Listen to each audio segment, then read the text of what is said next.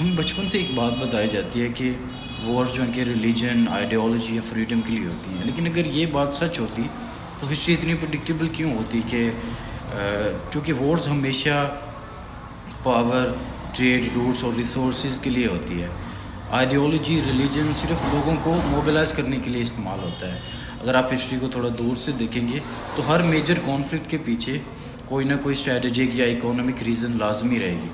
For example World War I books میں آتا ہے کہ یہ اسیسینیشن کی وجہ سے شروع ہوئی، لیکن ایکچوئل میں یورپ کی جو مین پاورز تھیں وہ کمپیٹ کر رہی تھیں را میٹیریلز کے لیے، مارکیٹ ڈومیننس کے لیے، جو اس وقت یورپ میں چل رہا تھا. Now let's talk about Middle East. It has the biggest oil reserves in the world combined. لیکن آتا یہ ہے کہ اس میں جو مین کانفلکٹس ہوتے ہیں وہ صرف ریلیجنس پہ ہوتے ہیں. لوگ شیعہ سنی کی وجہ سے لڑ رہے ہیں. ایران عراق سے لڑ رہا ہے، عراق سعودی عربیہ سے لڑ رہا ہے، سعودی عربیہ اسرائیل سے لڑ رہا ہے، اور یہ صرف ریلیجن کی وجہ سے ہو رہا ہے. لیکن یہ بالکل ٹروت نہیں ہے.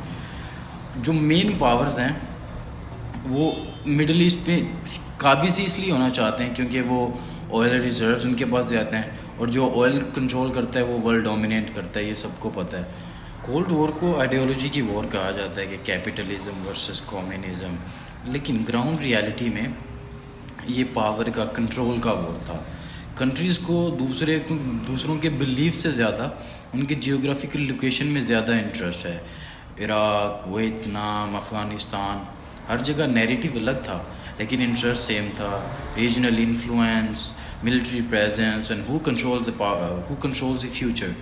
تو یہ سمجھنا بہت ضروری ہے کہ ریلیجن اور آئیڈیالوجی لوگوں کو لڑنے کے لیے موٹیویٹ کرتا ہے، لیکن جنگ ہمیشہ شروع اور ختم پاور سٹرکچر ہی کرتے ہیں.